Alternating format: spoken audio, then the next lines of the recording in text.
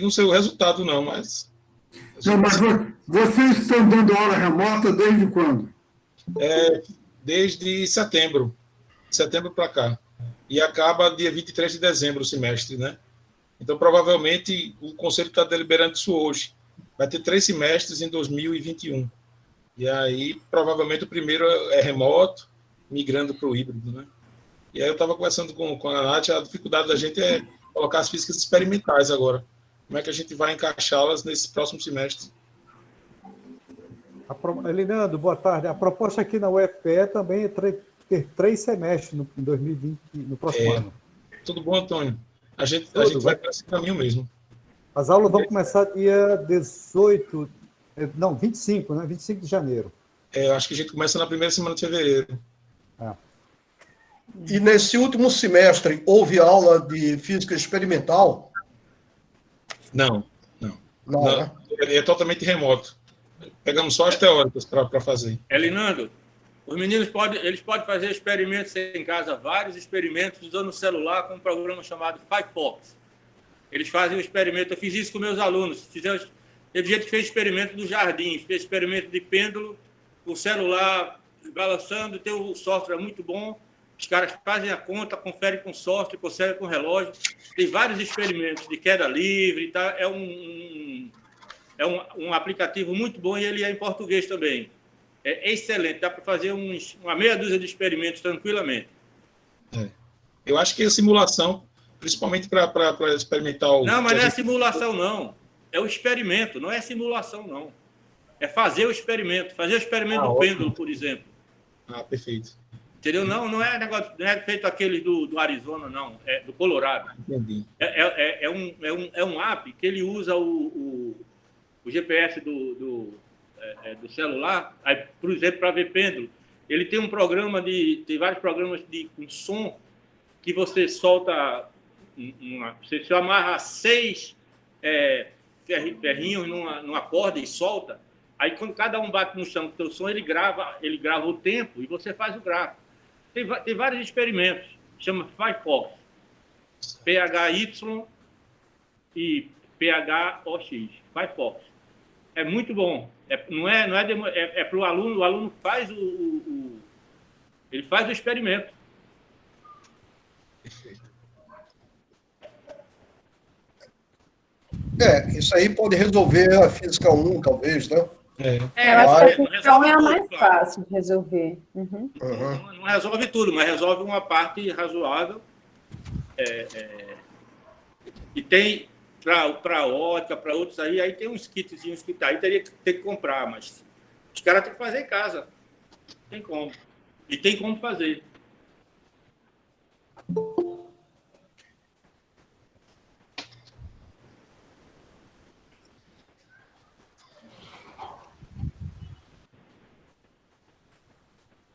Bom, eu acho que agora podemos começar, não é, Elinando? Sim. São 16h04, já temos 58 pessoas na sala. Eu devo, então, fazer uma introdução sobre o Elinando, apesar de que grande parte dos que estão aí conhecem bem o Elinando. O Elinando é professor, então, na Univasf, em Petrolina. Ele é graduado em Engenharia Elétrica pela UFPE, isso no ano de 2000. Fez o mestrado e o doutorado em Física, também aqui na UFPE, e o pós-doutorado no MIT, no ano de 2012. Ele está na Univasf desde 2004. Ele fez parte do grupo inicial que foi para a Física da Univasf, que incluíram o Nikifor Rakoff, que fez mestrado e doutorado aqui no Recife, o José Joatan Rodrigues, que fez um pós-doutorado aqui no Recife, e esse grupo cresceu ao longo dos anos. Eu tive lá algum tempo atrás e fiquei muito bem impressionado com a infraestrutura existente. Tá? Então, eles têm microscopia eletrônica, eles têm equipamentos básicos para caracterização de materiais. Atualmente, o Elinando é professor associado 4 na Univasf e é bolsista de pesquisa do CNPq, 1D. Ele coordenou o programa de pós-graduação em Ciência dos Materiais nos primeiros anos lá da Univasf. Isso foi entre 2007 e 2011. Em 2012, ele tornou-se pró-reitor de pesquisa e pós-graduação e ficou nesse cargo durante 4 anos. E, durante esse tempo, ele implantou e coordena esse laboratório que ele chama de Laboratório de Espectroscopia de Impedância e Materiais Orgânicos. A pesquisa que é feita tem ênfase em propriedades elétricas de colóides, polímeros condutores, nanoestruturas orgânicas, e o objetivo é tornar claro o uso desses materiais para possíveis aplicações, como sensores, supercapacitores, célula combustível, etc. Esse laboratório lá da Univasf participa do INCT de fotônica desde o início do INCT, em 2009. Então, com isso, nós temos mantido interação científica com o laboratório lá em Petrolina desde essa época. Bem, a palestra de hoje, então, o título é Nanotecnologia Verde, e eu passo, então, a palavra para o Elinando, que vai apresentar para nós isso aí. Cid, uma correção antes. Elinando é professor titular da Univasf. Desde quando? Desde quase um mês. Ah, tá bom. É que ele não corrigiu o Lattes. Eu não atualizei ainda não. Tá bom, parabéns então aí. Bom, então, eu acho que o Elinando pode assumir aí e apresentar. Eu acho que você não está compartilhando aí nos seus slides. Agora. Bom, inicialmente, eu queria agradecer a apresentação do professor Cid e dizer que é uma grande alegria para mim poder voltar ao departamento de física, mesmo que remotamente, e apresentar um colóquio, né? Então, toda a minha formação foi dentro do departamento de física, sob a orientação do professor Celso Pinto de Mello, e esses momentos de colóquio sempre foram muito marcantes, né? Então, foi aí que eu assisti uma palestra do Cohen Tanuji, que eu vi palestra do professor Alan McDiarmid, e também aprendi a sonhar durante esses colóquios, né? Então, eu lembro de uma palestra do professor Aeronides, que o título era algo do tipo dos porcos aos chips. Então, aquela palestra me marcou muito, porque ela mostrava que era possível partir do zero. E quando surgiu essa oportunidade de vir para a Univasf, o exemplo de vocês foi muito marcante para a gente, porque desses professores que o professor Cid marcou, nós éramos um grupo muito fechado, eu e particularmente eu, Nikifor Joatan, e o objetivo da gente era fazer um mini DF, o FPE, dentro do campus de Juazeiro. E ao longo da apresentação, vou mostrar para vocês aonde que a gente chegou e o que a gente precisa ter aí, nos próximos anos, né, para chegar aos sonhos que a gente tinha no começo da estrutura. Então, são 16 anos de trabalho, e o que a gente tem até aqui é um programa de pós-graduação, um mestrado e doutorado. Foi o primeiro mestrado da universidade, primeiro doutorado da universidade e nível 4. Então, temos aí a caminhada para chegar até o 7 e muita coisa ainda para fazer pela frente.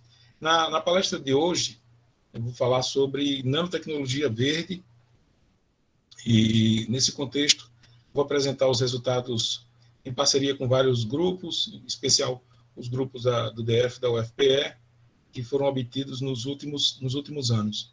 Bom, por que falar de nanotecnologia verde? A questão básica é que a nossa geração viveu uma grande explosão de desenvolvimento após a Revolução Industrial, em que a escassez de petróleo representa uma grande barreira a ser transposta, né? O fato é que essa escassez de petróleo ela acontece em um momento que a degradação ambiental atinge um índice muito, muito elevado. Então, a escassez de petróleo, ao invés de um problema, eu considero como sendo uma oportunidade para que a humanidade possa mudar a sua forma de produção e a sua forma de interação com os combustíveis fósseis. E, para isso, eu considero que a economia circular é algo extremamente importante, porque a economia circular seria, em primeira aproximação, a mimetização do que a natureza nos oferece, né? Em que aquele trecho linear de insumo-rejeito passa a ser trocado por um ciclo fechado. Então, os insumos seriam basicamente os rejeitos. E aí nós temos tentado, dentro do Instituto de Pesquisa e Ciência dos Materiais, colocar em prática essa nanotecnologia verde a partir de algumas aplicações. E dessas aplicações eu vou mostrar para vocês os últimos trabalhos que fizemos em parceria com o professor Cid, o professor Anderson, no desenvolvimento dos random lasers, na síntese de nanopartículas verdes a partir de extratos e óleos essenciais, dos supercapacitores e dos dispositivos antibacterianos alternativos. Então, um resumo geral da apresentação é basicamente esse daí. O fato é que o petróleo está com os dias contados, né? Por mais que se busque novas fontes, é necessário uma independência com relação ao petróleo e, mais básico ainda, uma independência com relação aos plásticos. Os plásticos são a prova mais clara do que a ação antrópica tem provocado de pior ao meio ambiente. Se espera que em 2050 se tenha mais plástico que peixe nos oceanos. Isso significa algo inimaginável até 20 anos atrás, porque além de todo o processo do aquecimento global, do derretimento das calotas e da alteração do clima como uma forma geral, é necessário que nós tenhamos em mente que essa degradação ela pode ser o fim da espécie humana na Terra. E precisamos remediar, e muito mais que remediar, precisamos ter outras formas de ver a ciência. Uma vertente que eu considero bem interessante é a vertente que é preconizada pela economia circular. Eu peguei essa definição do Parlamento Europeu, que diz o seguinte: a economia circular é um modelo de produção e de consumo que envolve a partilha, reutilização, reparação e reciclagem de materiais e produtos existentes, alargando o ciclo de vida dos mesmos. Então, seria basicamente utilizar o rejeito como insumo. Isso é fácil? Não é nada fácil, porque para a gente o mais simples é comprar o insumo do fornecedor com a maior pureza possível, fazer o experimento, chegar aos resultados, jogar os rejeitos numa garrafa e mandar para o descarte, né? Então, o funcionamento nosso, enquanto atividade de pesquisa, é essa da economia linear. A economia linear é pegue na natureza e devolva lixo. Esse processo, num planeta com escassez de recursos naturais, não é sustentável. Enquanto que a economia circular, ela estabelece que é possível você desenvolver qualquer processo na natureza em termos de reciclagem, uso, reuso, em um ciclo fechado. E esse ciclo fechado, ele permite com que você reutilize várias vezes um dado sistema, e ao reutilizar esse sistema, você agrida minimamente e possa remediar toda essa devastação que tem sido feita pela ação do homem sobre o meio ambiente. Então, como que a gente leva a economia circular para a pesquisa em nanotecnologia? Eu dividi em 3 níveis básicos aí, que seriam do mais simples ao mais difícil. O primeiro é diminuir essa dependência com os derivados do petróleo. Então, diminuir essa dependência é importante para que a gente possa ter soluções mais amigáveis do ambiente. No nível 2, seria desenvolver sínteses de materiais ambientalmente favoráveis. E no 3, que é o nível hard, seria transformar resíduo em insumo. Essa é a parte mais complicada do processo, porque ao invés de poluir, eu traria esse resíduo para dentro do processo produtivo da nanotecnologia e poderíamos utilizar os rejeitos como fonte de novos materiais, minimizando a poluição ambiental. Alguns exemplos, então, vou trazer para vocês alguns exemplos desse processo, trocando o sintético pelo natural. Nosso laboratório tem algumas linhas de pesquisa voltadas para produção de fibras. E, evidentemente, a fibra sintética mais recomendada para se trabalhar em materiais são as fibras eletrofiadas. Então, temos 2 equipamentos de eletrofiação, porém é possível, ao invés de utilizar solventes orgânicos, materiais sintéticos para produzir essas fibras, tem suas vantagens, mas podemos substituir isso por fibras naturais. E o que fizemos até então é essa abordagem mista de fibras sintéticas e de fibras naturais. Uma coisa que pouca gente conhece é que uma fibra muito rica é a fibra da casca do ovo. E temos alguns trabalhos já desenvolvidos em que a gente usa a fibra da casca do ovo para desenvolver dispositivos fotônicos e de armazenamento de energia. Então, esse é um trabalho que a gente já vem tocando há pelo menos 5 anos, o uso de dispositivos à base de fibra de casca de ovo. E em várias aplicações, principalmente em termos de estabilidade térmica, esse sistema é bem melhor do que as fibras eletrofiadas, porque a estabilidade térmica da membrana do ovo se mostra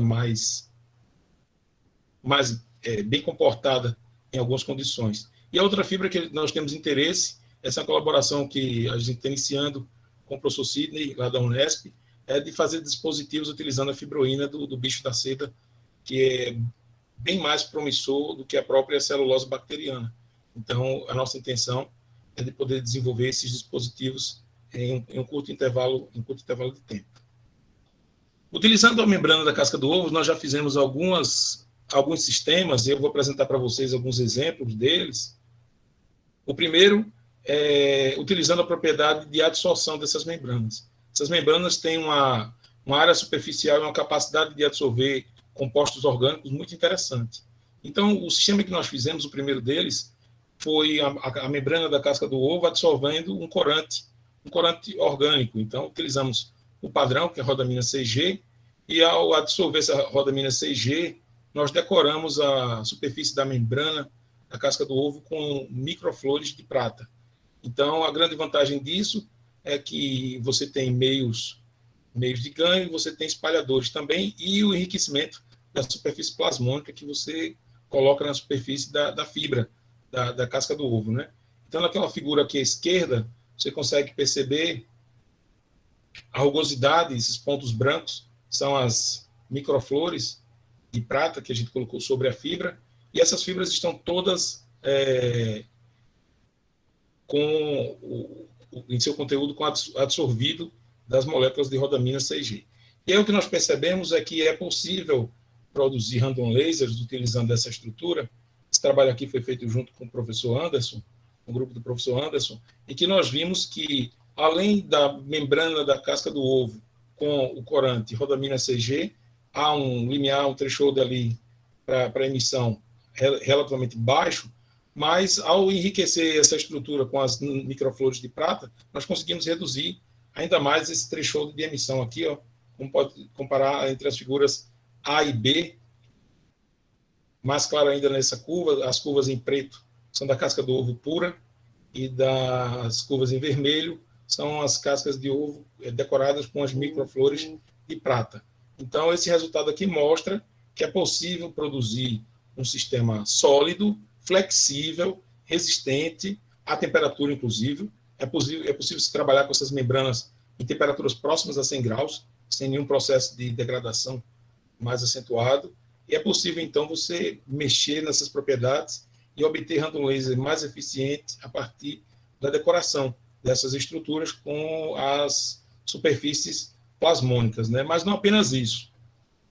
A vantagem dessas partículas de prata se dá pelo fato de que é possível utilizar esse substrato com algumas modificações como um dispositivo SERS. Então, você pode utilizar a espectroscopia Raman para fazer a determinação de contaminantes. Então, as partículas de prata, necessariamente que precisam estar na escala mais próxima do nanômetro, ou a rugosidade das microflores também pode servir para isso, eu preciso gerar hotspots. Então, são regiões em que a reflexão Raman do sinal que vem do equipamento, ela pode ser enriquecida a partir dessas interações nas interfaces. Então, os hotspots seriam as regiões que conectam essas partículas de metal, essas superfícies plasmônicas aí, em que eu teria a conexão entre elas a partir das moléculas do analito. E aí a gente testou esse sistema para concentrações bem baixas. Vocês podem ver, a gente chega aqui a concentração da ordem de nanomolar, e é possível, então, identificar, por exemplo, contaminantes na superfície da membrana da casca do ovo. Nesse caso, utilizamos como um substrato SERS para identificar tanto a laranjata de metila quanto o azul de metileno. E esse sistema ainda é mais versátil, porque se é possível identificar, pela técnica da espectroscopia Raman, o conteúdo o elemento que é o contaminante daquele sistema, eles funcionam como absorventes muito bons. Então, nesse caso, a identificação do contaminante foi feita pela espectroscopia Raman, mas a entrada do contaminante no conjunto se dá para um processo típico de adsorção. Então, esse é um sistema ambientalmente muito interessante, porque ele pode ser utilizado para promover a remediação ambiental e, a partir da adequada configuração de nanopartículas de prata em sua superfície, você pode utilizar como substrato certo para identificar o contaminante a partir da espectroscopia Raman. Então, nesse caso aqui, a gente vê que a casca do ovo é um melhor absorvente do que a casca do ovo com a prata. Os valores obtidos aqui para o coeficiente de adsorção são melhores, ou seja, quando eu decoro com a prata, eu tenho menos sítios ativos para absorver os corantes, mas a prata é fundamental para identificar que corante é esse. Então, é uma perda que eu tenho no sistema, mas para garantir que eu possa utilizar como substrato de identificação dos fenômenos sérios, né? No entanto, ainda temos um problema ambiental naquele processo, que é o fato do uso dos corantes orgânicos, né? Então, as rodaminas são bem tóxicas, e se a gente está falando de uma tecnologia verde, nós precisamos eliminar essas fontes tóxicas do sistema. E aí nós recorremos a um segundo sistema experimental, não mais na membrana da fibra do ovo, mas sobre substratos preparados pela técnica de eletrofiação, de acetato de celulose. E esse trabalho nós fizemos em colaboração com o grupo do professor Cid e do professor Anderson. E aí o que nós fizemos aqui foi um sistema bem interessante, em que eu tenho um random laser na região do ultravioleta, e ele é todo feito a partir da preparação de fibras já impregnadas, já completamente distribuído, uniformemente distribuído no book desse material, de nanopartículas de óxido de zinco. Para melhorar as propriedades de emissão desse sistema, nós promovemos a absorção de nanocristais de prata sobre a nanoprismas de prata na superfície destas fibras. E aí, ao se fazer esse processo, esse trabalho foi publicado ano passado na Scientific Reports, e ao se fazer esse processo, a gente conseguiu ter o threshold de emissão do random laser em limites bem aceitáveis, quando comparado com o correspondente para os corantes. E o mais interessante é que, em sendo corante, a resposta dele a sucessivos tiros do laser de excitação normalmente é muito baixo, né? Então, a grande vantagem que a gente descobriu para esses random lasers ambientalmente amigáveis é de que, além de terem uma resposta que independe do grau de flexibilidade de dobramento, então pode perceber por essas figuras aqui, ó, comparando do A ao D, que além do material ter uma resposta relativamente independente do grau de dobramento, é possível manter a emissão laser para o material em diferentes curvaturas, a gente percebeu também que existe uma degradação desprezível após 40 mil ensaios com esse sistema, após 40 mil tiros da fonte de excitação. Nós tínhamos no trabalho anterior, que foi publicado na Optical Materials, verificado que tinha um processo de fotoembranquecimento da amostra, que é típico do corante orgânico, né? Então, com muita excitação, vai acontecendo a abertura dessa gaussiana aí, então a largura de meia altura vai aumentando, a intensidade vai diminuindo e o laser vai morrendo, né? Nesse caso, isso acontecia já com 1000 tiros no laser que a gente produziu com a membrana da casca do ovo. Quando nós passamos para a membrana de acetato de celulose com óxido de zinco, decorado com os nanoprismas de prata, a partir de até 40 mil tiros, a intensidade permaneceu a mesma. Então, significa aí que a gente atingiu o patamar de um bom material, com o mínimo de toxicidade, porque nesse caso se utiliza acetato de celulose, o óxido de zinco e a prata. Então, eu teria aí um mínimo de toxicidade dentro dessa estrutura.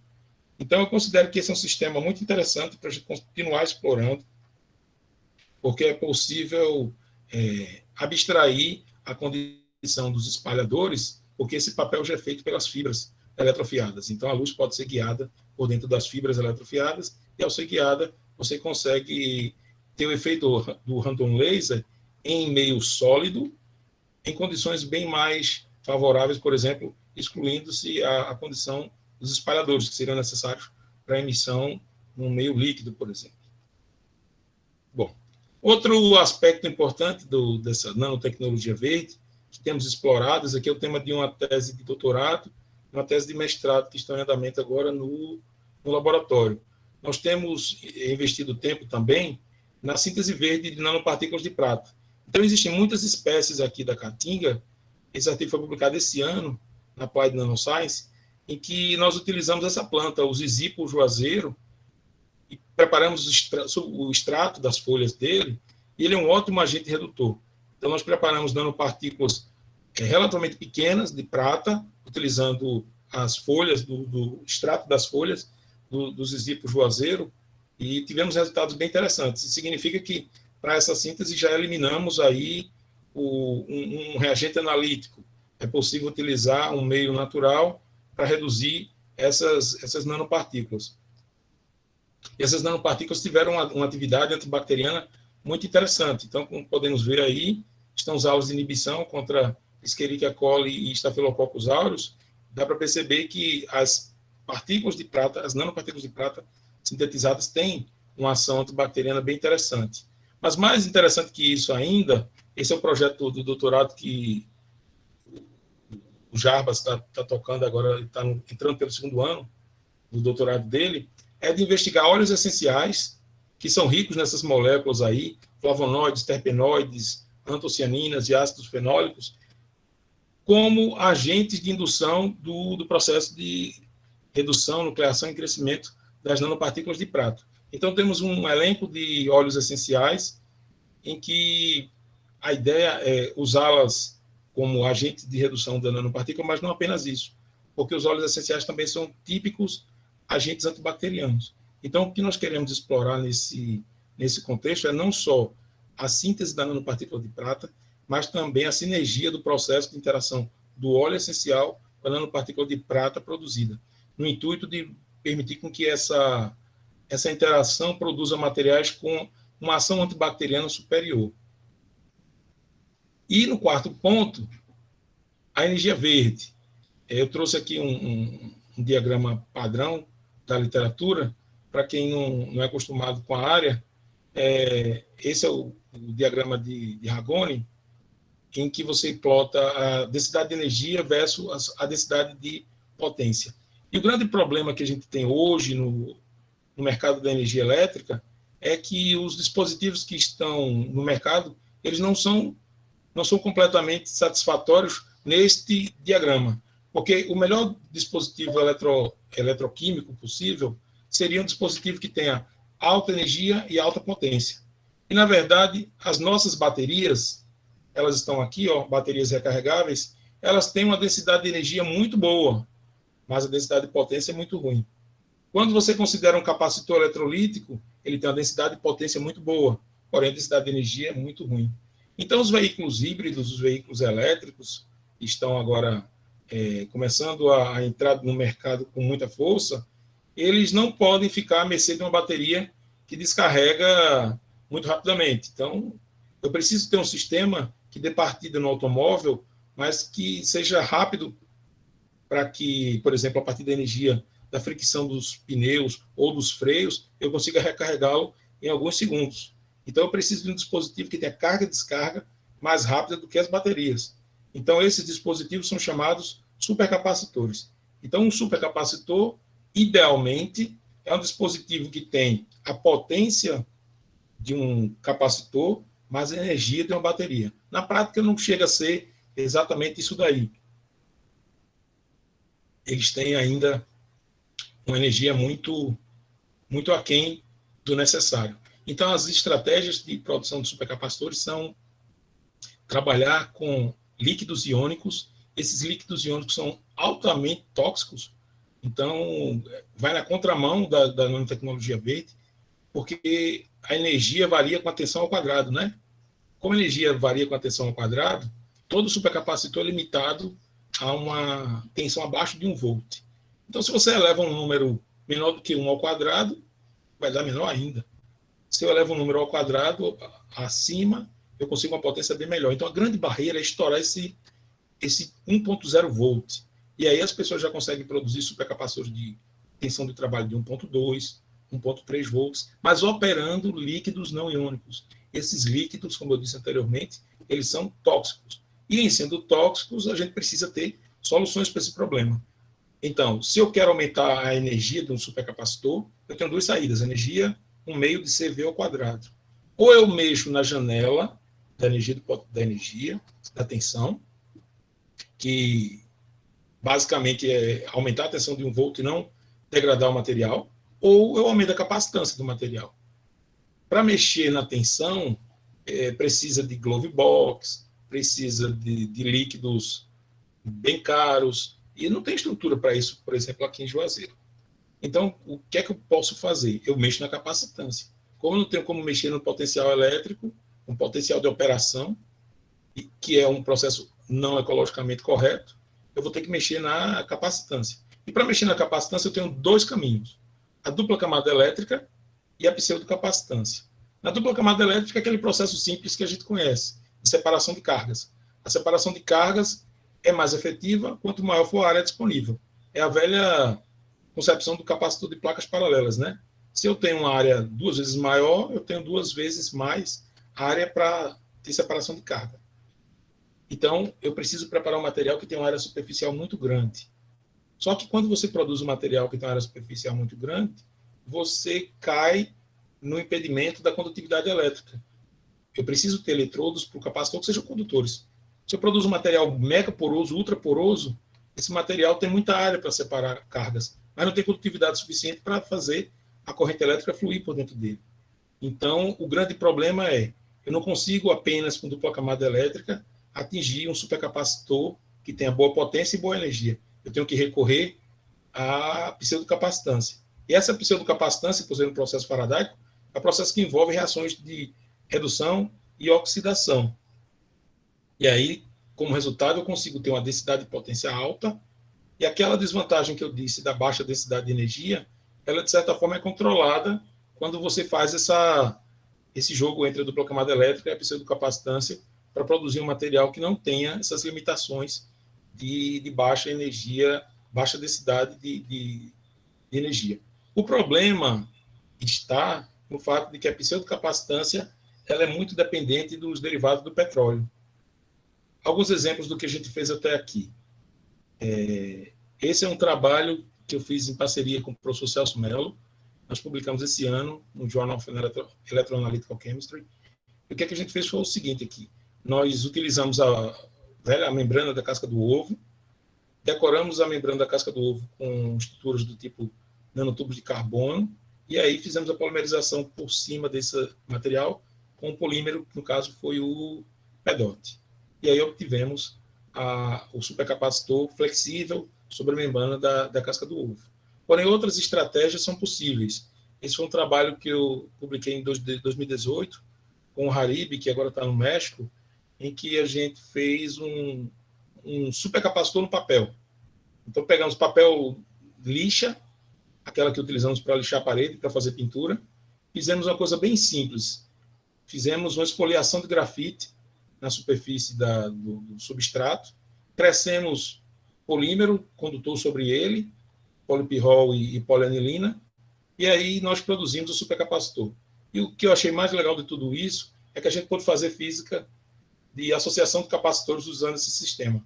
Então, está aqui 3 capacitores de papel. Ó. Os 3 capacitores de papel a gente associou em série, e aí tirou as energias, as potências, as curvas de carga e descarga. E o mais legal de tudo isso é que a gente conseguiu manter esse LED aceso por muitos minutos. Então, nós carregamos com a bateria, e esse supercapacitor conseguiu, resultante, né, de 3 supercapacitores de papel em série, conseguiu manter esse LED aceso aí por, pelo que eu lembro, mais de 3 minutos. Então, foi uma descarga muito longa, embora a carga não precise ser de tanto tempo. Você pode carregá-lo em menos de 1 minuto.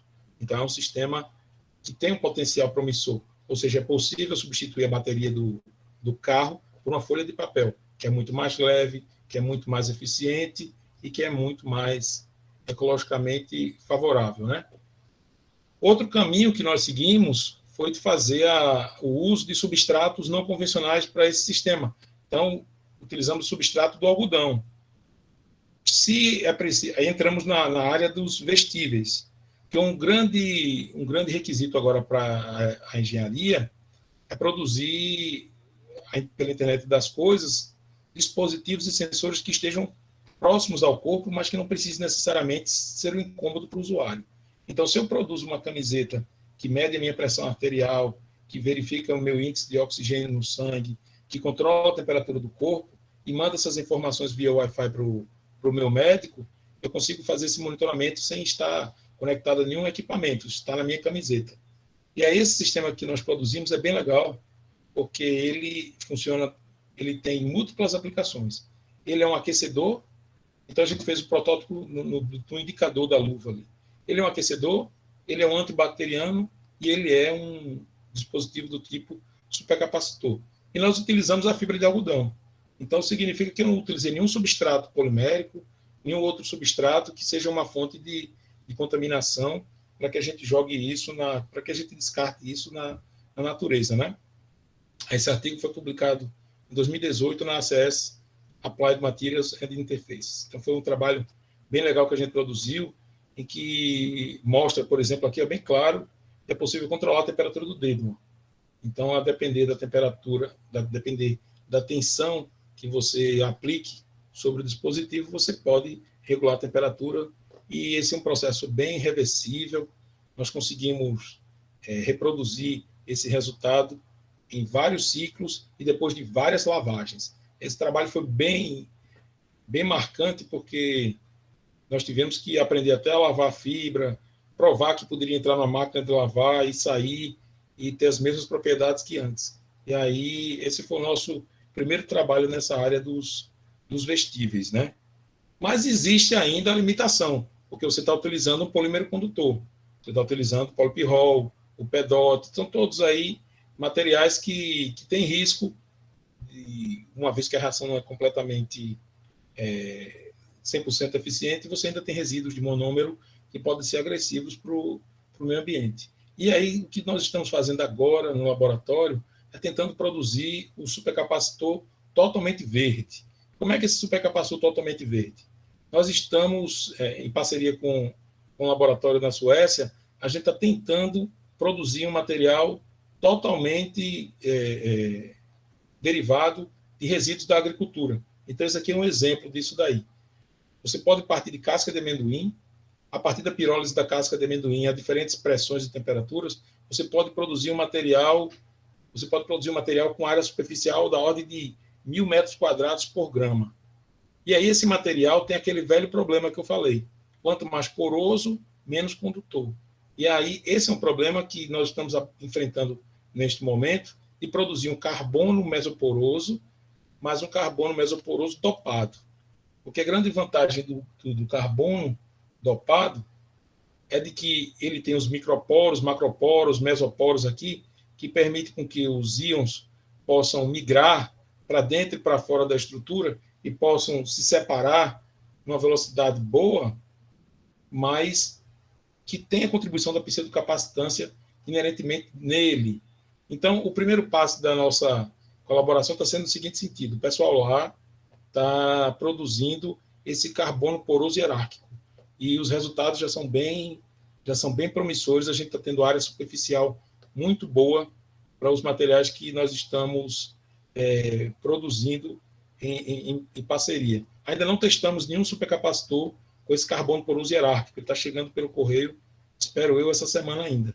E aí a parceria que a gente tem com o laboratório dessa universidade, que é a Swedish University of Agricultural Sciences, é de que a ideia é de que esse carbono poroso hierárquico ele possa ser completamente eco-friendly, né? Faradaico. Como é que a gente vai fazer isso? Então, a ideia é que, além do carbono poroso hierárquico, a gente possa dopar com nitrogênio.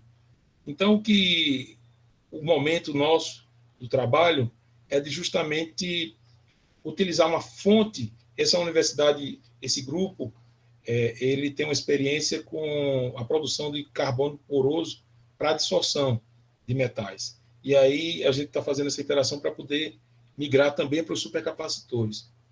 O que se está fazendo é partindo de fontes de resíduos agrícolas que sejam ricos em nitrogênio, para que qualquer dessas dopagens aqui possa fornecer essa pseudocapacitância para o eletrodo. Uma vez que o eletrodo tem essa resposta, a gente não vai precisar passar pela etapa de polimerizar o material.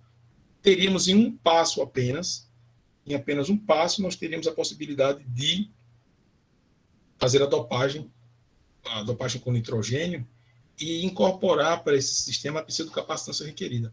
Então, nós partiríamos de uma fonte rica em nitrogênio e obteríamos um carbono poroso já dopado. Então, o que a gente quer é um supercapacitor preparado por um passo só de pirólise, em que você coloca ele no forno, sob condição controlada de temperatura e pressão, e o material já sai com a boa porosidade e sem os impedimentos que tem dessa porosidade afetando a condutividade elétrica dos eletrodos, né? Então, o pesquisador parceiro lá da Suécia está vindo para Juazeiro agora em janeiro. Então, a gente vai ter um janeiro um janeiro bem produtivo. Ele está trazendo, acho que, mais de 50 amostras de carbono poroso. Então, a gente vai ter muito trabalho para fazer ao longo desse mês de janeiro aqui no laboratório. Então, a grande vantagem desse sistema é de que, quando você parte de uma biomassa que é rica em nitrogênio, você pode chegar a essa estrutura hierárquica que tenha mutuamente dupla camada elétrica e pseudocapacitância, a partir de um passo só. Então, a gente quer produzir um supercapacitor a partir de passo único. E aí, com isso, por uma queima apenas, você já consegue um material que você vai lá, prensa, obtém com as características desejadas, com condutividade, área superficial, e a partir daí a gente vai otimizar a resposta dele em termos da capacitância, né? E o quinto ponto que eu queria colocar aqui, que é outra aplicação interessante e importante para a gente. Se existe a problemática da energia, da tecnologia, a nossa vida depende muito disso daí, né? Que é a nossa guerra contra as superbactérias.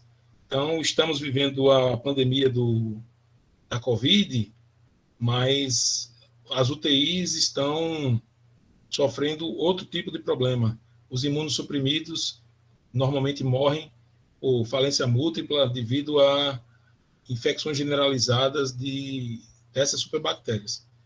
O grande problema, além dessas contaminações nas UTIs por essas superbactérias, é de que a indústria farmacêutica praticamente abandonou a pesquisa em novos antibióticos. A razão para isso, a gente busca na literatura, na internet, e parece ser uma coisa completamente mercadológica. Parece que não há retorno financeiro para a continuidade dessa pesquisa. Porém, nós podemos passar por um problema bem pior do que o que estamos passando pela Covid, uma vez que os micro-organismos estão adquirindo resistência aos antibióticos. E ao adquirirem resistência aos antibióticos, você deixa de ter eficiência no tratamento deles. E aí a gente vai voltar de novo para aquela realidade de antes da Primeira Guerra Mundial, em que não existia nenhum tratamento específico para as bactérias, que agora são as bactérias resistentes aos antibióticos. Então, as alternativas vêm, de novo, dessa tecnologia verde. As alternativas de antibióticos vêm dos probióticos, dos ácidos orgânicos, dos óleos essenciais, dos prebióticos, dos suportes imunológicos e de outras características que substituam, então, esses antibióticos que parecem já ter dado o que era possível para a gente. Então, eu defino aqui novamente o que são essas superbactérias. Elas são esses micro-organismos que adquirem resistência aos antibióticos e também a combinação de antibióticos. Então, para algumas contaminações, a quantidade de antibiótico que é prescrita pelos médicos e a combinação de antibióticos já chega no limite em que pode, por exemplo, danificar, pode prejudicar irreversivelmente funções renais. Então, é uma luta que a solução é aumentar a dose do antibiótico e combinar os antibióticos mais poderosos. E aí os médicos precisam identificar se consegue controlar a infecção ou se provoca um dano irremediável à função renal do paciente. E os ambientes de prevalência deles são as UTIs dos hospitais. Então, é uma realidade muito dura que a gente tem de não ter como tratar essas infecções. O que é que a gente está fazendo aqui no laboratório? Nós começamos a trabalhar com esses sistemas em 2011. Então, quer dizer que faz 9 anos que nosso grupo está trabalhando em colaboração com o grupo de microbiologia aqui da Univasf.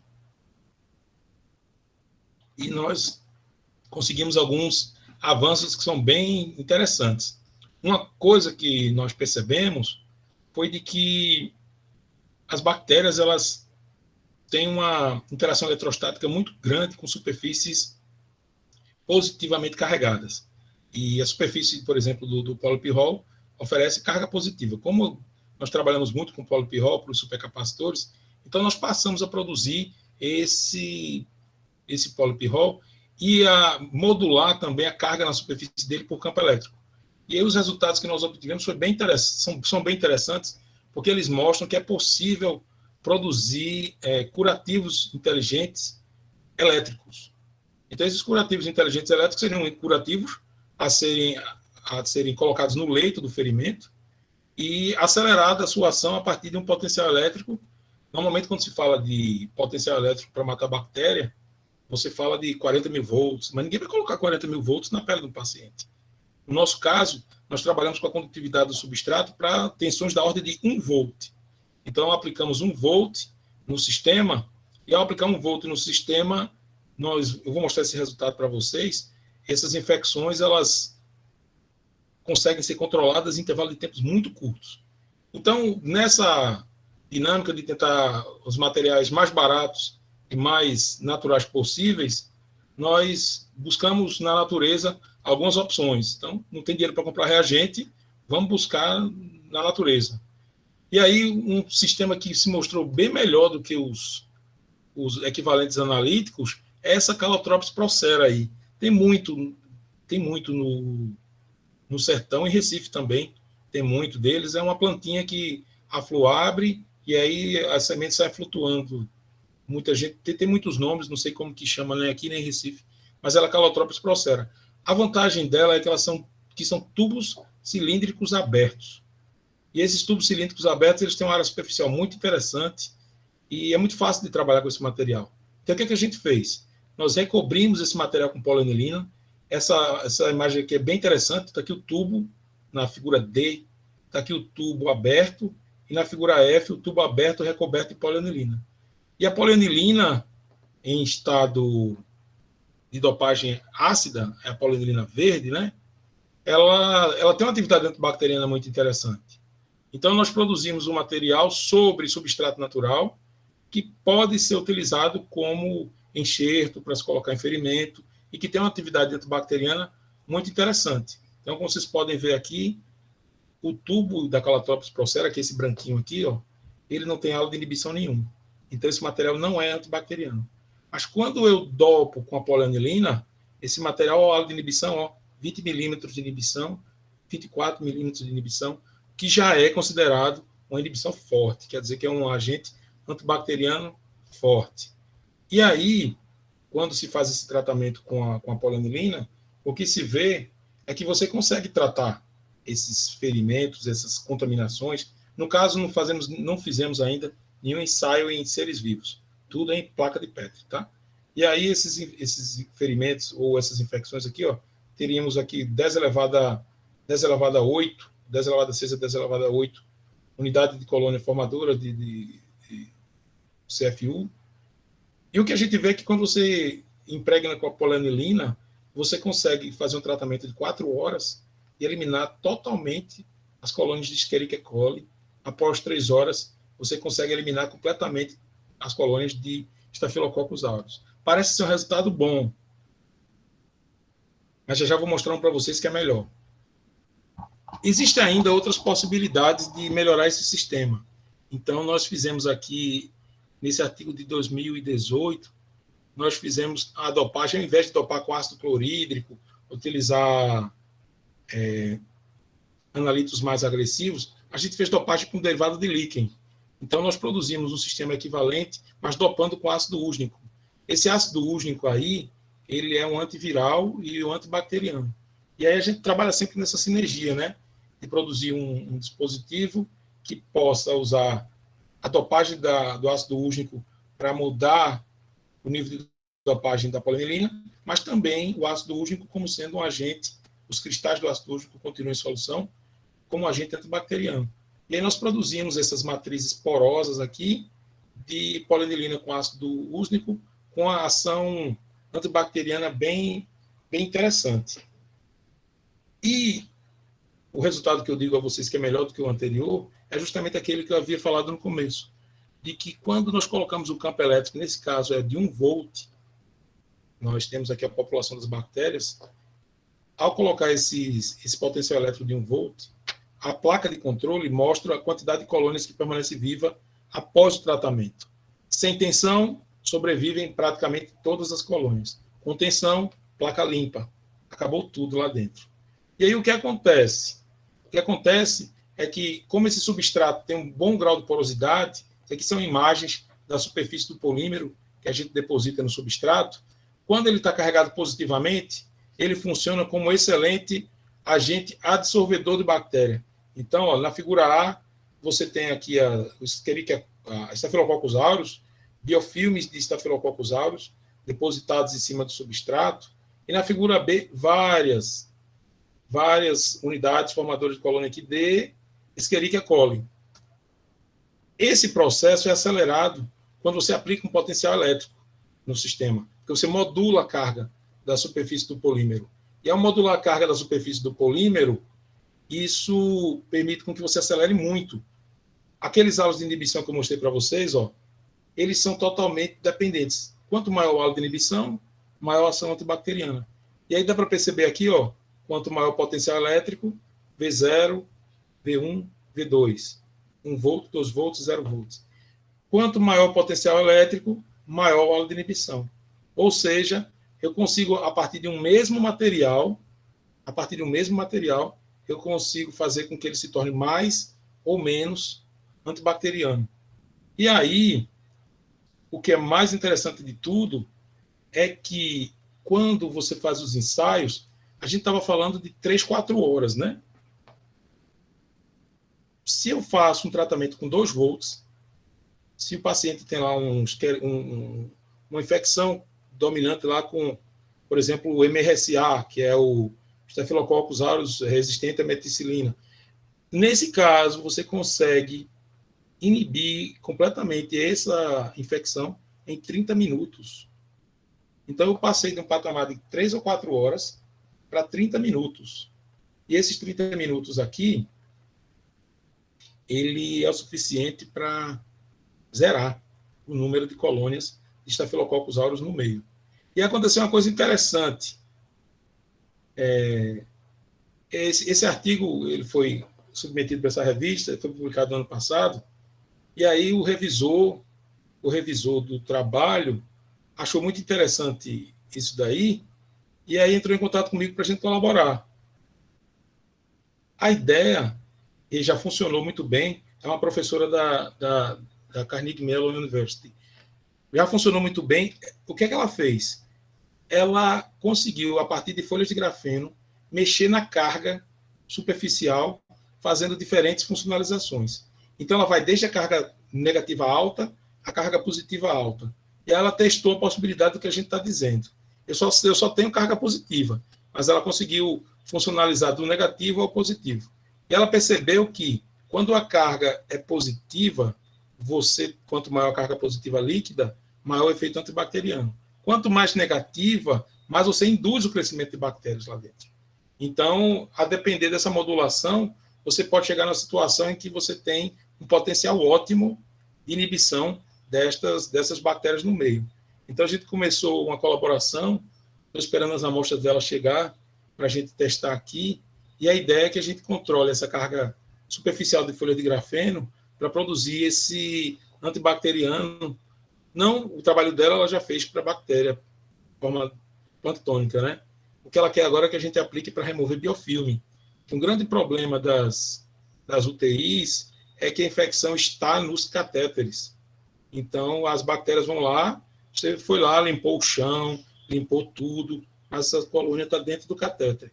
E aí o que a gente precisa ter agora é um produto que faça a remoção dessas bactérias que estão aderidas a superfície do catéter, porque você tem a descontaminação total do ambiente e justamente onde vai passar o soro, existe lá o biofilme, e o biofilme libera a forma planctônica da superbactéria para dentro do sangue do paciente. Então, a nossa próxima atividade agora, essa colaboração, é usar essas folhas de grafeno modificadas dela para estudar esse efeito não na forma livre, ela já provou que depende da carga, mas sim na forma de biofilme, porque as bactérias são muito, muito espertas. Quando elas se sentem ofendidas, agredidas, elas excretam o líquido e se escondem dentro desse líquido. E aí, à medida que elas sentem que a situação está mais favorável, não tem antibiótico, não tem agente antibacteriano, elas vão liberando as células, essas células vão povoando outras regiões e a infecção vai se dando lá no meio, né? Então, é outra parceria que eu tenho bastante esperança que evolua. E chegando já no finalmente da apresentação, os antibacterianos totalmente verdes, que é outra coisa que estamos tentando fazer aqui, que é fazer o tratamento dos ferimentos mais graves, mais agudos, utilizando o dióxido de titânio como um agente fotossensível. O problema do dióxido de titânio é o band gap dele, que é muito alto. Então, é 3,2 eletronvolts. Ele só absorve radiação ultravioleta. Mas se você consegue trabalhar com a associação do dióxido de titânio decorado com carbon dot, aí você consegue diminuir o band gap do material. E aí, quando você diminui o band gap do material, você absorve luz solar. 5% da luz solar já vinha sendo absorvida pelo dióxido de titânio, que é da radiação do ultravioleta. Mas tem 95% do infravermelho e do visível, né? Então, qual é a nossa intenção? A nossa intenção é usar esses carbon dots dopando o dióxido de titânio, impregnar esse sistema na pele da tilápia. E aí, esse é um projeto que eu submeti em parceria com o professor Anderson Gomes, para a FACEP, dos arranjos produtivos locais. A gente fez uma parceria com a empresa de pescado aqui do Lago do Sobradinho, em Petrolina, e aí, que é um ex-aluno da Univasf, inclusive, que é o dono da empresa. E aí, o que a gente está fazendo é justamente produzindo esses curativos, né? E a ideia é que a gente use esses curativos dopados com aquela estrutura de dióxido de titânio e carbon dot, para que a gente possa acelerar a cura a partir da incidência de luz branca sobre esse sistema. Então, esse é um trabalho bem recente, que a gente tem começado agora, e a nossa primeira etapa é de justamente depositar prata sobre a superfície dessas películas aí de membrana de tilápia. Lembrando, para quem não lembra, a tilápia foi desenvolvida, a pele da tilápia é um desenvolvimento do uso dela para queimados, é um desenvolvimento de pesquisadores do Ceará, e tem resultados muito interessantes. Essa última queimada do Pantanal, vários animais foram salvos pelo uso da pele da tilápia nas suas patas, né? Eles queimaram queimaduras de altíssimo grau nas patas e eles foram tratados com a pele da tilápia. Então, o uso da pele da tilápia para queimados já é um padrão no Brasil, e a ideia do nosso grupo agora é de que, se a FACEP aprova, ótimo, se não, a gente continua mesmo assim, fazendo esse estudo com essa parceria com essa empresa, para que a gente possa incorporar no sistema aí essas nanopartículas de prata e que a gente melhore a eficiência dele no tratamento não só de queimados, mas também nesses sistemas aí do pé diabético, para as queimaduras e para as úlceras varicosas. E aí o nosso interesse é de desenvolver esses curativos também com os grafenos modificados que a gente está recebendo lá da Stephanie, dos Estados Unidos, em que a gente possa controlar essa carga superficial do material, que a gente quer produzir um dispositivo totalmente verde, no sentido de que ele tem apenas carbono e pele de tilápia, para que a gente não precise expor, por exemplo, a pele do paciente a um polímero condutor, alguma coisa do tipo. Então, como conclusões e perspectivas para esse trabalho, eu diria que menos recursos, a situação não preciso comentar sobre ela. Se tem menos recursos, a gente vai ter que ter mais criatividade mesmo. E aí a gente usa essa oportunidade, é um problema, mas a gente transforma em oportunidade, utilizando aquela velha metodologia de transformar lixo em tesouro, né? Então, literalmente, a gente está tentando fazer isso, converter biomassa em carbono dopado com nitrogênio. Queremos utilizar esses suportes biológicos para tratamentos de feridos, aproveitar a luz solar e utilizar cada vez menos reagentes analíticos. Isso viabiliza a nossa pesquisa em tempo de vacas magras e também favorece a natureza, né? Porque você pode ganhar na escalabilidade nesse caso e gerar menos resíduos. Para propaganda de final da apresentação aqui, para quem não conhece ainda, assim que a pandemia passar, sintam-se convidados para conhecer a nossa região. Aqui do lado, descendo o rio, né? Do lado esquerdo do Rio São Francisco, a cidade de Petrolina, onde eu estou no momento, e do lado direito, é bem exatamente aqui. A Univasf fica aqui a poucos metros da orla. Não dá para ver o rio da janela, mas é bem muito próximo da orla do Rio São Francisco. Então, fica aqui na cidade de Juazeiro, o laboratório. Essa daqui é a nossa universidade, bem nova, tem 16 anos. Esse é o campus das engenharias, e dentro deles, muito orgulho de ter contribuído aí com a criação desse, que foi o primeiro instituto. A universidade até hoje dispõe de 2 apenas. O primeiro fomos nós, primeiro instituto de pesquisa em ciência dos materiais. Esse era um bloco velho que seria destruído, e nós lutamos para que não fosse. Ele era um laboratório de processamento de polpa de tomate, e aí a universidade foi lá e topou fazer a reforma dos laboratórios. Ela precisava de um mestrado, precisava do primeiro mestrado dela, e aí fez o financiamento das reformas. Isso era um galpão gigante, sem nada dentro. E aí nós fizemos o projeto das divisórias, dos laboratórios, da parte elétrica. Então foi alguma coisa essa reforma, alguma coisa da ordem de R$600 mil, há 16 anos atrás, né? R$600 mil, e aí nós temos 12 laboratórios, esse corredor que muitas vezes me faz lembrar o departamento de física da UFPE. A ideia da gente era fazer realmente um mini DF, que tivesse aquele mesmo clima de trabalho e de produção que a gente tem aí.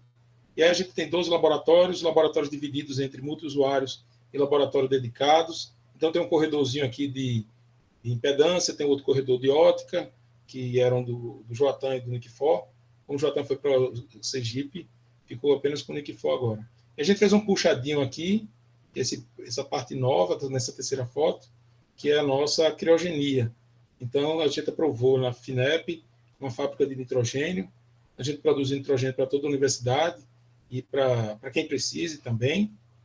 Temos um espectrômetro Raman, da Roriba, 2 microscópios eletrônicos, um mini MEV e um MEV mais completo.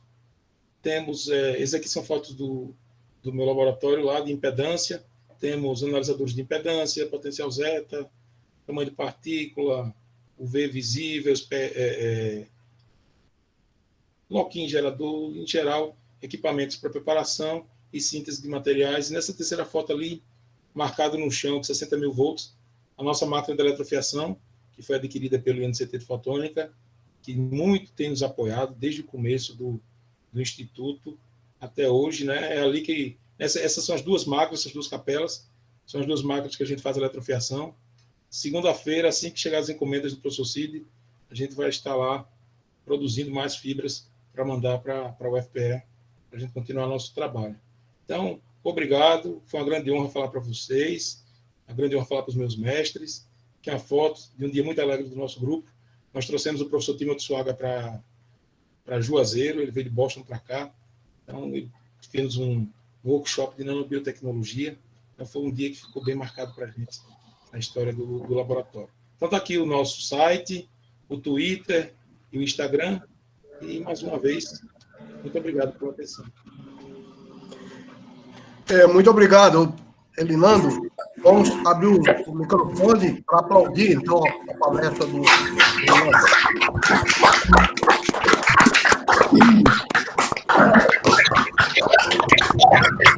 Bom, então, agora está aberta a fase de perguntas. Sim, por enquanto, eu não entendi. Eu quero me inscrever, Anderson. Tá bom, então você pode falar, Anderson. Tá bom. Eliandro, foi muito bom, eu certamente conheço o seu trabalho. Eu vou pedir para você fazer 3 comentários. Um deles é sobre a primeira patente que saiu aí, concedida aí na Univasf. O segundo comentário é como é que você obtém as suas amostras de casca de ovo. E o terceiro comentário é sobre essa última parte aí das tilápias, que tem o envolvimento com arranjos produtivos locais e com o envolvimento do ITEP. Como é que é essa história aí? Pronto. Então, a primeira pergunta é sobre a primeira patente, né? Para que ela fosse... eu depositei o primeiro pedido, que foi em 2005, mas esta já foi a 4ª. Então, antes dela, outras 3 já foram perdidas. Então, é uma luta muito grande, porque o NIT precisa ser melhor trabalhado aqui na Univasf. Então, é tipo, deposite 3 para ter um aceito, é uma coisa do tipo assim. É bem difícil, porque, às vezes, precisa lembrar de pagar as taxas, às vezes vem diligência e ninguém avisa. Então, é uma luta meio insana. Mas, assim, saiu primeiro, foi um trabalho junto com a professora Eugênia, que é aí da UFPE, em que a gente produziu esses compostos com ácido úsnico e com ação antibacteriana. Esse trabalho agora, a gente está reproduzindo um derivado dele, que é um sal de usnato, para combater uma bactéria que aqui aparece lá em Santa Maria, nos lagos lá, que estão matando as vacas, e a gente descobriu que esse material mata completamente essas algas venenosas. Então, provavelmente vai sair uma segunda patente decorrente desse trabalho, porque nós conseguimos avançar para os derivados dela que combatem essas algas. Então, é um trabalho interessante que está seguindo, né? A segunda pergunta é sobre a membrana do ovo. A membrana do ovo, a gente aprendeu a trabalhar com ela fazendo tratamento ácido. Então, tem toda a tecnologia que a gente aprendeu, perdemos mais de 1.000 ovos para poder pegar a primeira membrana, porque é um trabalho bem artesanal. Então, nós tratamos com ácido sulfúrico e depois tem que ir com a luva delicadamente, porque a membrana do ovo são 2. Tem uma interna e a externa. Então, a gente precisa remover manualmente a membrana interna para utilizar a de fora. Então, foi muita tentativa e erro para poder chegar na primeira, sabe? Onde é que você consegue as amostras? Explica aí para o pessoal. Aqui, esse é o Então, segredo. tem um restaurante na frente da universidade. Eu não sabia, mas são 1.000 ovos por dia que eles têm possibilidade de dar 1.000 ovos por dia para a gente. Então, quando eles começaram a dar, a gente, não, tá bom, para, porque 1.000 ovos por dia a gente não consegue tratar, não. E aí é uma fonte legal, se fosse comprar da Aldrich era complicado, né? Mas 1.000 por dia é fácil de conseguir na porta da universidade. E a terceira pergunta é sobre as tilápias, né?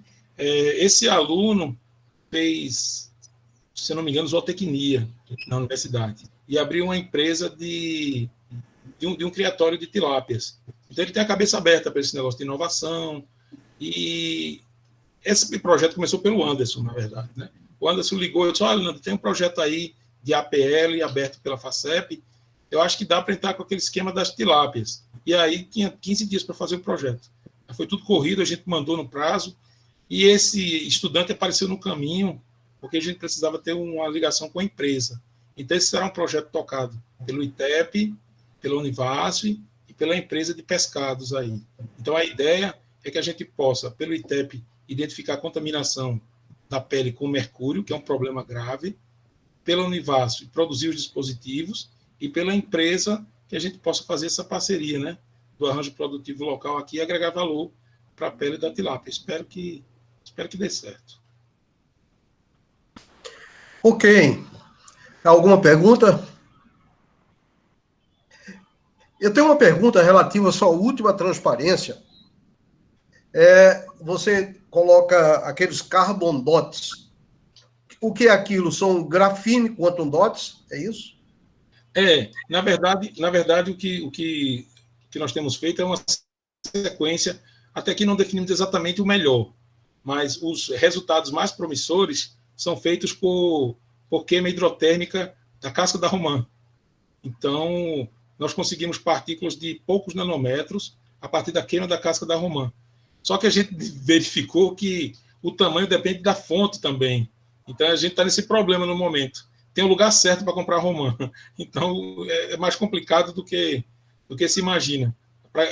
O próximo passo agora é garantir a reprodutibilidade da romã. Talvez a gente tenha que plantar uma plantinha no fundo do laboratório para poder conseguir reproduzi-las com mais fidelidade. E quais são as dimensões típicas desses pontos? Olha, o último que eu medi ontem foi 70 nanômetros.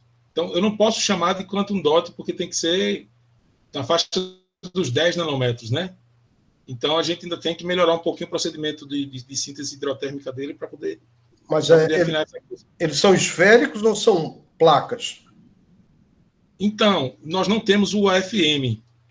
Nós fazemos as medidas no microscópio eletrônico de varredura e mandamos lá para a Federal Fluminense.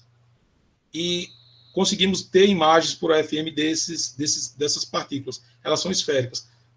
Eu falo de 70 porque é medido pelo potencial zeta, né? Mas existe distribuição de 70 até 2, 3 nanômetros. O que nós precisamos agora é comprar uma centrífuga boa para que a gente separe essas partículas. Porque a grande sacada é que na hora que você faz uma síntese, sai partícula de todos os tamanhos. E aí precisa de uma centrífuga boa para poder a gente separar e pegar só o sobrenadante, né? As partículas de 2, 3 nanômetros. Então, elas estão lá. O que precisa agora é saber separar. Ter estrutura para separar, né? Mais alguma pergunta? Tem do Anderson. Depois Isso. O Anderson já fez. Então, Anderson é o aluno Anderson Gomes. deixa só ele parar de interromper Anderson para a Gomes gente ver Vieira. ele melhor, que eu fico com uma aflição dessa Cid, tela. tem outro Anderson Gomes aí, Cid. Pois é, eu notei agora. Anderson Gomes Vieira. Por favor, Esse você sou é o eu. próximo. Mas espera um pouco, deixa só ele parar de... Você pode parar a sua apresentação para a gente te ver melhor, Eliana? Porque senão a gente não te vê, fica muito pequenininho. Ai, tá, melhorou. Obrigada. Obrigada. Ok, Anderson Vieira, por favor. Olá, professor. Foi ótima apresentação. Eu sou aluno de doutorado do projeto RIMA da Universidade Federal de Pernambuco e eu fiquei interessado sobre a questão das nanopartículas de prata.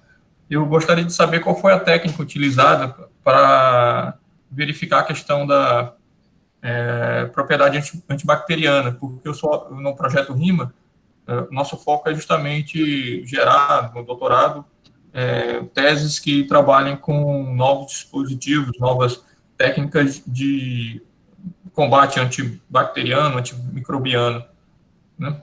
Sim. É o teste padrão para microbiologia que a gente faz, né? Então, você inicia com os testes de aula de inibição. Então, precisamos fazer a dispersão dessas partículas em algum substrato sólido. Então, você pode dispersar, por exemplo, em papel de filtro, e aí você mede o halo de inibição. E aí, uma vez que o halo de inibição garanta que tem atividade, aí você passa para os testes de meio de cultura. E aí testa o tempo de morte. Que não adianta ele ser um antibacteriano e levar 24 horas para matar as bactérias, né? Então, nós precisamos fazer a cinética, nós fazemos o tempo de morte, e, por fim, nós fazemos os ensaios de biofilme. Porque à medida em que você vai fazer um ensaio, as bactérias depositam no reator. E essas são as mais perigosas, porque algumas vão junto ao eletrodo, e aí você tem a ideia de que matou tudo, né? Mas elas vão ficar nas bordas dos reatores. E essas que são repovoam a solução completamente. Então, você tem que garantir que ela morre, em seguida, medir o tempo de morte dela, e, na sequência, saber se as que estão mortas de fato. Porque elas ficam escondidas no biofilme e repovoam a solução novamente. Então, são os 3 ensaios que a gente toca. Muito obrigado, professor. Eu estou com problema na internet. Tá, você quer que eu assuma? Pronto, ok. Tá, eu acho que a próxima pergunta é do René, então. Boa tarde. Alô? Sim, Tá René. Estamos te ouvindo. Boa tarde a todos. Parabéns, Elinando, pela pesquisa, né? Pela apresentação. Abraço, quanto tempo? Quanto tempo, rapaz? Olha, me diga uma coisa. O seu laboratório ele está estruturado para lidar com essas bactérias, essas amostras desse tipo, com bactérias, etc. Ou você faz... como é que você trabalha com essas bactérias aí? Pronto, como é que a gente fez? Esse é um problema sério. Nem todo mundo vai para lá, sabe? Então, como é que funciona? Eu disse a vocês que tem 2 institutos, né? Tem o Instituto de Materiais e o instituto chamado IPESB, que é Instituto de Pesquisa em Substâncias Bioativas. Então, o que é que eu fiz? Aí tem 4 laboratórios no Instituto de Materiais. Bactéria não entra lá. Então, no Instituto de Materiais, onde tem microscópio, analisador de impedância, não entra bactéria lá. O único laboratório que tem é o laboratório do IPESB, que a gente chama laboratório bactéria. Então, esse é o laboratório contaminado, digamos assim. Então, todos os ensaios de microbiologia a gente faz neste laboratório. E nem todo aluno vai para lá também. Então, tem um pós-doc, que é o Fernando, que toma conta do laboratório. Eu frequento muito pouco lá também, porque eu tenho medo até de tocar nas bancadas, sabe? Então, você tem que ficar meio que distante daquelas coisas lá. Então, tem um laboratório específico só para isso. E este laboratório é apenas para as bactérias boazinhas, tá? Porque as resistentes a antibiótico, elas nem cruzam a ponte. Elas ficam em Petrolina, no laboratório de microbiologia lá. E aí, como eu não tenho formação de biologia, nem meus alunos, aí eu deixo os microbiologistas tomarem conta dele. Então, eles sabem que qualquer bactéria resistente a antibiótico não vai para Juazeiro, fica tudo em Petrolina mesmo. Aí, quando precisa trabalhar com elas, vai para Petrolina. Mas, assim, como dizem, lá no meu laboratório, o máximo é uma diarreia que elas vão promover. Obrigado. Ok, obrigado aí. Eu acho que a próxima pergunta é do Antônio Azevedo. Isso. Oi, Cid, oi, obrigado.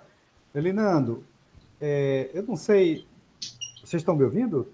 Sim. Sim, sim. Ok. Elinando, algum tempo atrás, eu conversei com...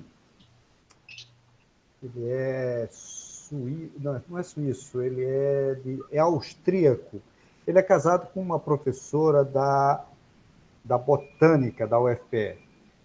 E ele é especialista em fármacos de plantas, né? E eu acho que ele chegou a trabalhar no ITEP há algum tempo, não sei, eu esqueci o nome dele. E ele me falou, eu acho que o Cid também já comentou isso, que o Fernando ABC falava isso, de a riqueza da caatinga para fármacos. Você tem alguma atividade nessa área? Eu sempre achei isso muito curioso. Você poderia fazer você está trabalhando bem nessa direção aí? Eu orientei um aluno, existe um programa aqui que se chama Recursos Naturais do Semiárido, que é do pessoal da farmácia. E eu trabalhei nesse programa por 2 anos porque eu tinha interesse em aprender sobre esses produtos naturais. Então, é uma riqueza tremenda de óleos essenciais, de compostos ativos. Eu saí do programa porque queria me colocar para dar disciplina de bioquímica. Eu não sei nada disso. Então, eu passei um tempo, mas fui até onde eu poderia contribuir. Só que aí o que me importa é que ficou a colaboração com o pessoal dos óleos naturais, dos óleos essenciais, na botânica. A pergunta é o seguinte: existe produto que deu resultado? Surgiu algum produto? Essa primeira patente que o professor Anderson perguntou é de um produto natural que não é da caatinga, é daí, do litoral, que são os líquens. Esse ácido úsnico foi extraído pela professora Eugênia, da UFPE, e trouxe para cá para a gente trabalhar. Então, a primeira patente que nós fizemos com um produto natural foi dos líquens do ácido úsnico. Atualmente, nós usamos uma planta, que é o juazeiro, para produzir as nanopartículas de prata. Só que agora, nós temos um conjunto de pelo menos 10 óleos essenciais, porque o grande problema de trabalhar com a planta em si é que você precisa cadastrar no CIGEM, georreferenciar, precisa garantir que a planta está distante do centro urbano. Então, é uma coisa que dá dor de cabeça mesmo. Então, eu preferi não trabalhar com planta especificamente, mas com óleo essencial. Porque o óleo essencial você já tem caracterização pelo HPLC, e aí fica mais fácil de ir direto para o artigo, né? Porque como você não é da área, fazer a caracterização dessas coisas leva... Fazer HPLC de tudo que é folha, aí vai passar um ano nesse processo. Então, eu pulei a etapa da extração, deixo com os químicos, os botânicos, e aí já fui para a etapa do óleo essencial mesmo. Tá bom. Obrigado. Parabéns. Eu queria acrescentar uma informação à pergunta de Antônio, posso? Sim, sim. Antônio, você talvez saiba, não sei, em Caruaru tem um laboratório farmacêutico que chama Hebron. Sim. vários produtos, e todos os produtos são feitos com a flora. O caruaru não está exatamente na caatinga, mas eles recebem material de vários lugares. E quando eu tenho qualquer iminência de problema intestinal, eu tomo um medicamento que chama Florax, e que é muito melhor, para mim pelo menos, do que medicamentos que vêm pílulas e que são feitos artificialmente. Então, a especialidade do Hebron é produzir exatamente medicamentos da flora nordestina. Professor Sérgio, se o senhor me permite, eu queria fazer um comentário sobre uma interação com probiótico.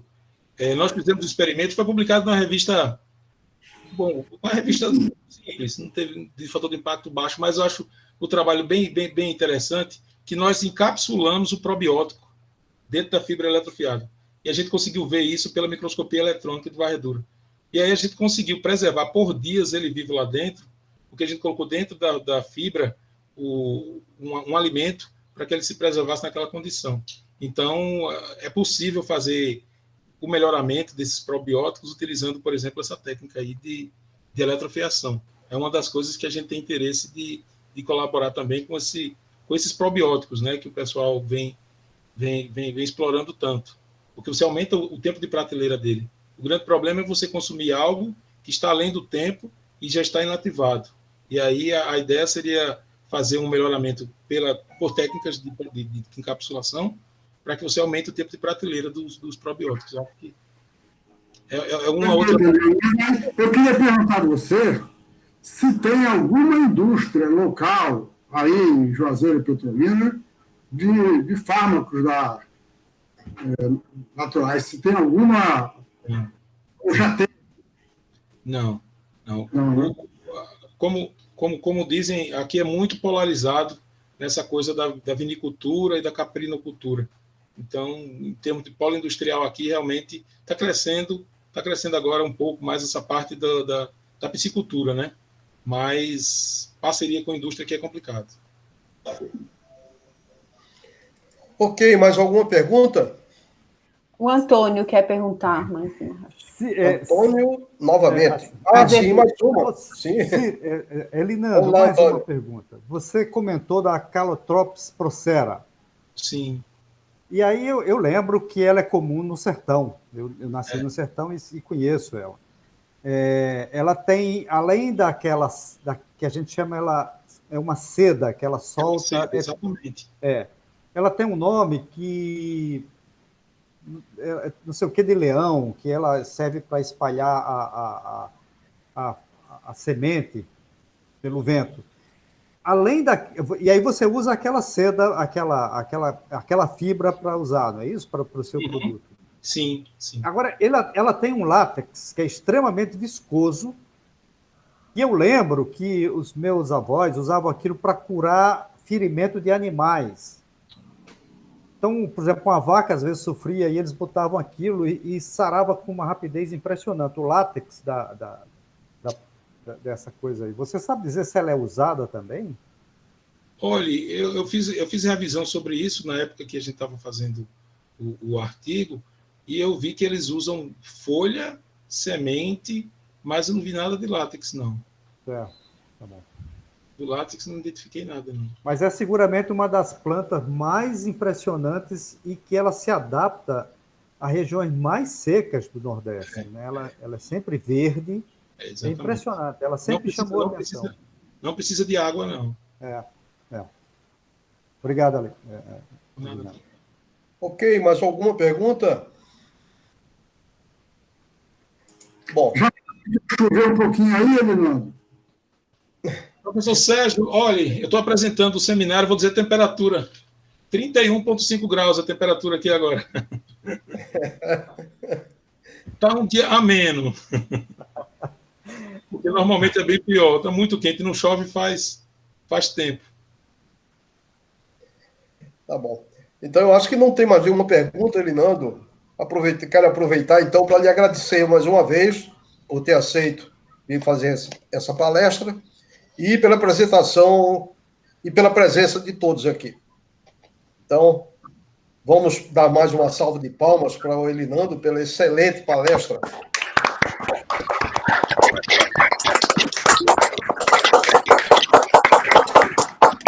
Eu